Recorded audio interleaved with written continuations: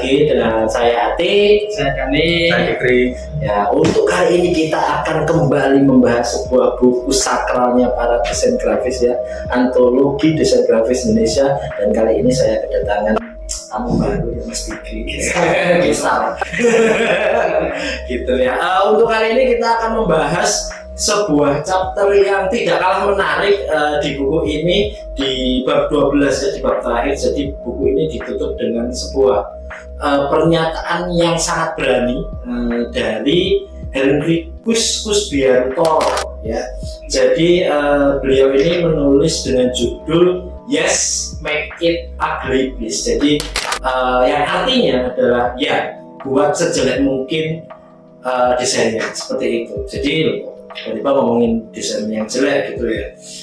Di sini tuh di buku ini tuh menjelaskan bagaimana interaksi seorang desain grafis dengan seorang kliennya ya. Bagaimana mereka itu berinteraksi, bagaimana proses desain itu sendiri bisa terjadi, bahkan menghasilkan desain yang mungkin ya menurut sebagian para desain grafis yang pada umumnya itu kan kok desainnya cuma gitu doang loh, kok aneh, kok jelek, kok gini, kok gitu. Nah seperti itu. Jadi gitu, buku ini ditutup dengan pembahasan yang seberani itu. Nah tapi ini kan teman-teman sudah baca, jadi di sini saya ingin menanyakan pendapatnya teman-teman ini ya. Mungkin dari Mas Dani dulu, nanti kemudian dilanjut dengan Mas Fikri. Gimana sih menurut teman-teman ya, atau sepunya teman-teman tentang desain yang jelek ini gimana? Apakah harus atau ya apa? Menurut Mas Dani gimana? Ya, kalau menurut saya sendiri sih desain kalau dibuat jelek itu pasti kan berlawanan dengan ideologi kita. Oh gitu. Apalagi kan kalau kita misal kerja untuk orang kan itu juga termasuk sudut pandang yang berbeda. Jadi kita bisa bilang itu jelek, tapi menurut perusahaan atau bos kita itu bagus ya, tetap akan dipakai juga kan. Jadi menurut saya sih desain bagus atau jelek itu tergantung siapa melihat dari segi mana juga dia menilai. Tapi jelek itu juga bisa dibilang abstrak. Nah, dalam artian jelek itu apanya yang jelek? Bisa jadi fontnya, bisa jadi atau terlalu rame atau gimana kan. Kadang selera orang kan juga ada yang maunya dibuat simpel aja nih. Preferensi berarti. Iya, betul. Jadi tergantung saya melihat, kalau ada yang suka dia itu desainnya simpel-simpel aja, atau ada yang suka dia itu rame banget, mungkin kayak poster-poster itu latihan gitu. menurut sudut pandang mereka itu kan bagus. Nah, jadi kalau dibilang apakah seperti itu jelek, tergantung sudut pandang yang melihat itu siapa. Jadi jelek atau bagus tergantung sudut pandang. Kalau Mas Fikri gimana Mas Fikri? Desain jelek. Iya, desain jelek. Kalau menurutku desain jelek itu nggak ada sih. Udah nggak ada ya Mas? Kenapa kok bisa nggak ada itu Mas? Semua desain kan pasti semua memiliki kriteria desainnya sendiri-sendiri. Dan pasti desain kita kan setiap tiga desain ini pasti berbeda. Beda-beda, betul. Stylenya beda-beda. Stylenya sendiri. Terus kita kan nggak tahu juga niatan customer itu kayak gimana. Kalau bilang jelek, itu kan menurut kita jelek, tapi kan menurut customer itu bagus. Betul. Jadi kita nggak tahu jelek atau bagus itu menurut aku nggak ada. Oh, berarti desain jelek itu sebenarnya nggak ada, gitu ya Mas Fikri ya? Menarik.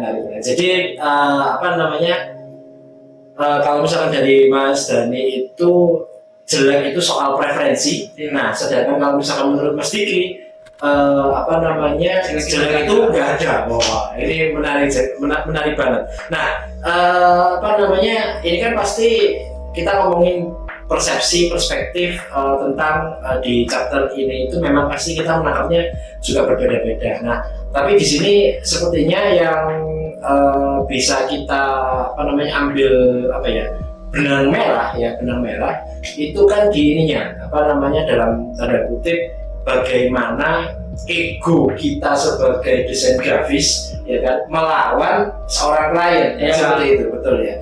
Kalau misalkan menurut Mas Daniel sama Mas Fikri ini gimana? Apakah kita harus mementingkan ego kita dalam tanda kutip ini kan memang ya tidak bisa dipungkiri bahwa sebagai seorang desain grafis kita lebih berpengalaman, kita lebih mengetahui tentang unsur-unsur desain grafis ya kan. Merah itu artinya berani, hitam itu artinya eksklusif kan seperti itu ya. Dan seorang konsumen itu kan nggak selalu tahu tentang itu, kan seperti itu. Apakah kita harus tetap mengedepankan ego kita atau malah kita harus nurut 100% apa ya? Menurut Mas Dani gimana? Ya kalau menurut saya sih jadi mungkin bukan nurunin ego ya, tapi lebih tepatnya mengedukasi. Oh, mengedukasi. Iya, ke customer-nya juga. Jadi misal mau minta dibikinin tentang brosur makanan, kan kita bisa edukasi tentang warna, kita bisa pakai warna ini, tujuannya ini, supaya nanti customer juga tahu, nama juga, yang bapak juga customer pasti akan puas, karena kan yang kita berikan juga effort juga nih, jadi semua itu tetap harus diedukasi supaya customer tahu, supaya nanti nextnya itu mungkin bisa terjalin sebuah hubungan yang mungkin nextnya bisa repeat order lah. Siap. Gitu. Jadi bukan hubungan gelap ya Mas Dani ya. Bukan. Jadi lebih ke edukasi sih, bukan masalah menurunkan ego atau mengikuti ego customer, tapi lebih ke nanti benang merahnya ketemunya di mana sih nanti ketika kita mengedukasi. Kalau Mas Dikri gimana? Berarti kata Mas tadi sudah harus nurut ego, kan pasti nurut customer adalah raja. Yang penting uang yang berbicara. Karena begitu juga. Pertama kan kita pasti minta logo sama motif desainnya itu kayak gimana?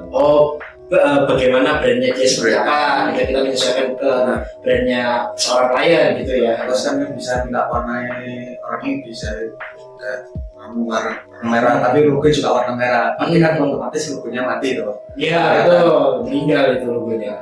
Terus kita saran juga ke customer, apakah ganti warna lain?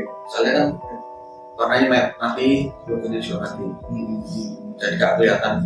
Ya, berarti kurang lebih sama ya, lebih ke mengedukasi ke konsumen ya. Jadi bagaimana kita itu berkesinambungan dengan konsumen, bukan soal siapa yang menang, siapa yang kalah, siapa yang menurunkan ego atau siapa yang menaikkan ego.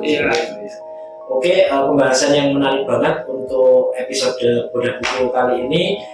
Saya Atik, Saya Dani, Saya Dikri. Dadah.